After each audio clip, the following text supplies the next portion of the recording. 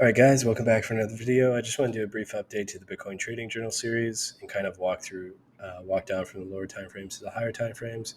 So right now we're on the Bitcoin weekly chart. Go down to the daily chart. We see this close above this level right here, and break of structure. If you want to mark this off. Ultimately, what you have here is a series, a daily downtrend, and then a break of that structure with a higher high and a retrace into 618, whatever area of interest maybe you're looking at. If we go down to the 4 hour, you also have this area of interest right here that we pointed out that actually I took that trade, posted about it previously. So you have a test on this level, and then a liquidity sweep below that level. And again, the 618 is not a exact area right here. It's not a perfect area. It just represents a region where the price distinctions that exist below that region are going to be the optimum probability setups, and that's ultimately what we saw here. So I built up a long position for this move up, and ultimately I ended up taking profit up here. Using this area over here, these lows right here, this area as well, as areas to frame a profit-taking regimen. And you can see these red arrows right here. Those represent the take profit orders I put on the market.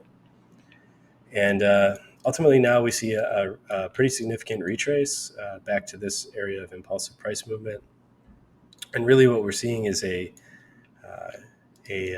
sell-off after the daily open. So we have this daily close much higher, and then pretty much within like 15 minutes or so after the daily close, you see a impulsive rush down towards yesterday's daily open. That's pretty characteristic price behavior. Even if you ultimately get a higher close, typically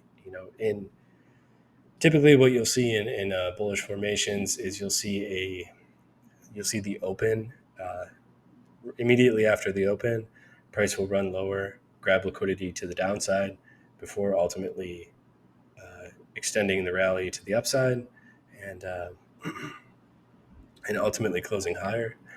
Now, again, there's no guarantee that that is currently happening, but that is characteristic price behavior, and it does appear that that's playing out right now. So you can see right here. Here is the daily close.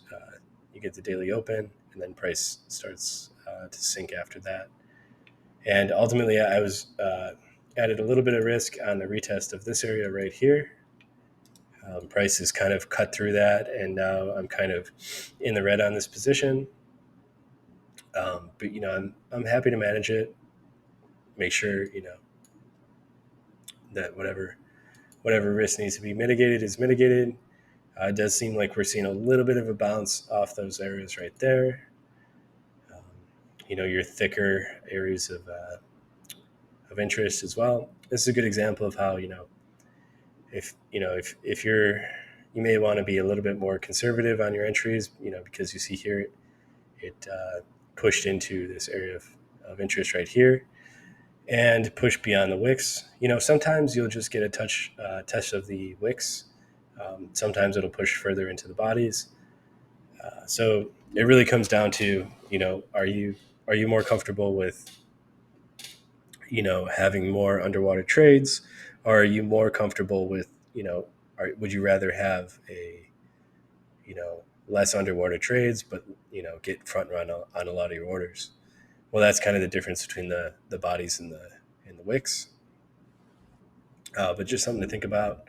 So now we have a full retrace on this price swing. I mean, this is, I don't want to use the word beautiful because it's crypto. It's happening very quickly. There's nothing ordered or measured about this, but the volume is coming in at this level. So that's pretty good. That's what you want to see. If you are framing a trade idea around a certain level, you do want to see volume coming in there. And sometimes people distort the meaning of volume, they tend to use it to verify whatever they already think. So, if you see, for example, like a heavy volume close above some previous high or below some previous low, people will use that as confirmation.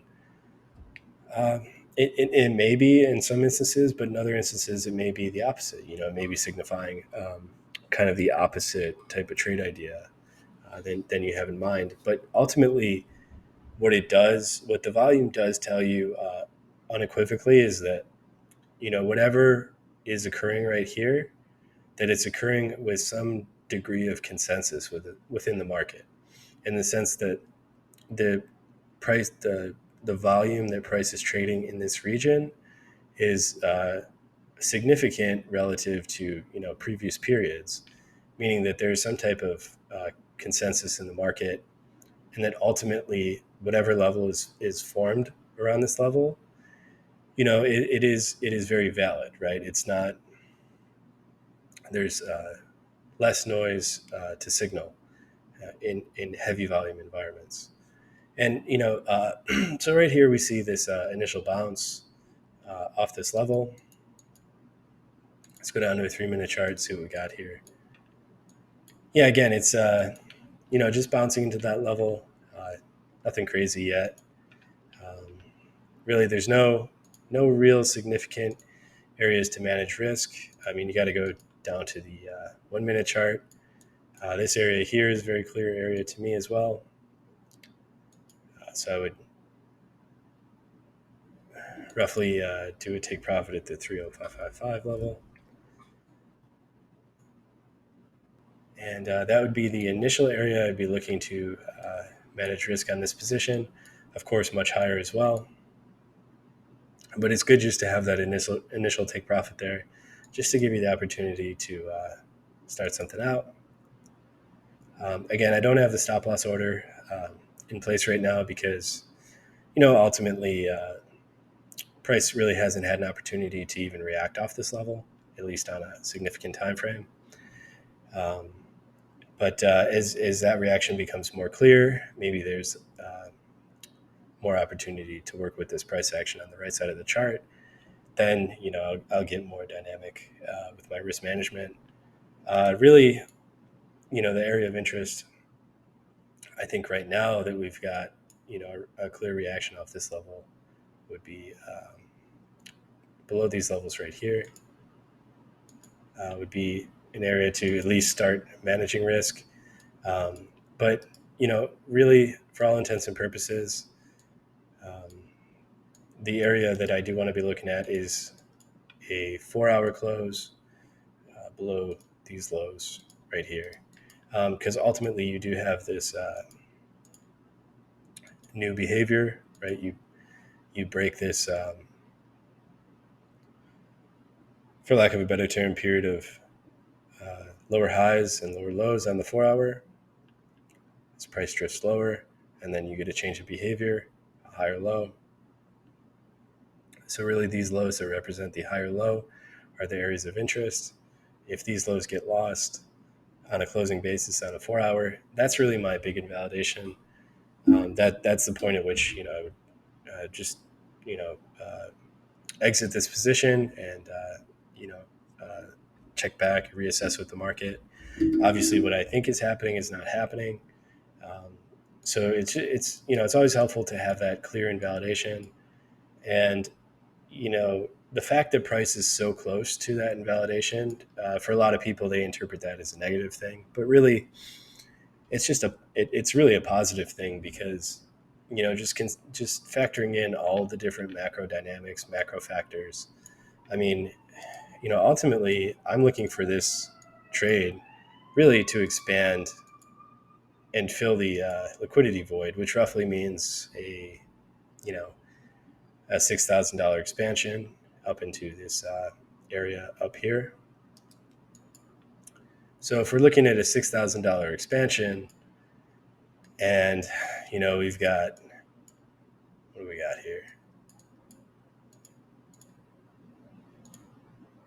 You got roughly, at least from my current cost basis, you got 30,100 to 29,222. That's roughly $1,000 of risk to $6,000 of profit. Again, this is the broad scale risk reward. We're looking at a risk reward ratio of 6 to 1. I mean, I'll take that any day. Again, this is one of those trades where the risk reward ratio is so favorable on this trade that it's irresponsible not to take the trade.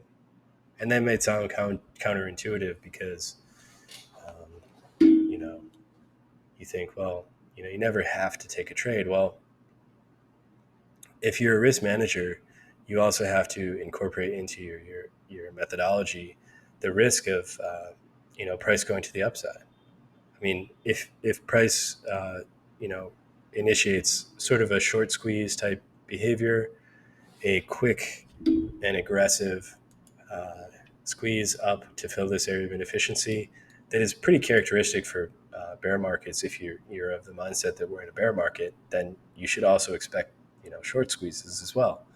And ultimately, if you ever discover a 6 to 1 reward ratio on a trade, it is irresponsible not to take that trade, because if ultimately you stand to lose Bitcoin, much more Bitcoin than you stand to lose if it ultimately runs for this invalidation down here. Very, very clear and easily identifiable risk management levels right here. Again, this is not financial advice. I'm not a financial advisor. These are just the levels I'm looking at and trying to outline some of my tool set for how I manage my positions within the consolidation. And this is the idea. The basis of this idea is that essentially I want to manage this position, optimize the position while it's still in the consolidation period and volatility has not dramatically expanded. Because, say just hypothetically, volatility does expand up to this area dramatically. Well, at that point, the opportunity to enter a long position really doesn't exist anymore. I mean, you've already had the volatility expansion. There's no guarantee it's going to trend. I mean, you're just coming up into this macro area. Actually, if that happened, their price would be entering in a historical area where, short setups may be relatively viable, depending on how price unfolds at that level, of course. But it just illustrates how, if people wait for the volatility expansion, then ultimately, they're going to be looking to get long in an area where, price is at resistance. Of course, I'm getting ahead of myself, but sometimes in trading, it's sort of like chess, right? The best traders are like great chess players. They're thinking 100, 200, 300 moves ahead. Of course, when you think in advance and think about all the different probabilistic scenarios that exist, then the more moves ahead you look, it's affected by the law of exponentials. So the numbers of scenarios get increasingly cumbersome as you push out onto that horizon. But ultimately, that's where you're going to be able to arbitrage the different possibilities that exist in the market. And when you can think about the possibilities that exist in the market as though they were that numerous, as though there are hundreds of different probabilities all intertwined with one another, whenever you can engage in that type of probabilistic thinking, your trading is just going to elevate itself very, very, very quickly. Anyway, I hope you guys like this video. Please make sure to leave a like in the video below. And also make sure to subscribe to the channel if you like this type of content. It really helps me out. And I'll catch you guys in the next video.